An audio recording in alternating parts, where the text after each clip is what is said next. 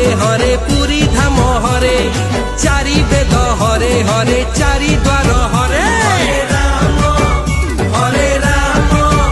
Ram Ram Hare Hare